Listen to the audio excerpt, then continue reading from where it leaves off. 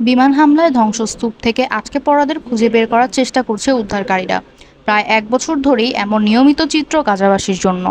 অবরুদ্ধ অঞ্চলটিতে যেন থামছেই না ইসরায়েলি আক্রমণ। নিরীহ ফিলিস্তিনিদের ওপর নৃশংসতা যেন ক্রমে বেড়েই চলেছে। রবিবার উপত্যকাটির নুসাইরাত শরণার্থী শিবিরে হামলা চালায় দখলদার ইসরায়েলি বাহিনী। এ ঘটনায় নিহত হয়েছেন বেশ কয়েকজন ফিলিস্তিনি, আহত হয়েছেন শতাধিক। এদিন পূর্ব গাজার তুফা এলাকায় একটি বাড়িতে বোমা হামলা চালায় দখলদার ইসরায়েল বাহিনী। এই ঘটনায় এক শিশুর মৃত্যু হয়েছে।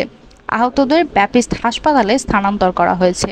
অন্যদিকে অতিকৃত পশ্চিম তীর ও জর্ডান সীমান্তের কিং হুসেন সেতুতে হামলায় ৩ জন ইসরায়েলি নিরাপত্তারক্ষী নিহত হয়েছেন। বেল আহিয়া থেকে ইসরায়েলের দিকে ২টি রকেটও উৎক্ষেপণ করা হয়। এদিকে ফিলিস্তিনিদের সমর্থনে রাজধানী আম্মানে হাজারো জর্ডানবাসী বিক্ষোভ করেছে। এ সময় নিরীহ ফিলিস্তিনিদের মৃত্যুর প্রতিশোধ নেওয়ায় ইসরায়েলিদের ওপর হামলাকারীকে একজন বীর হিসেবে আখ্যা দেন তারা।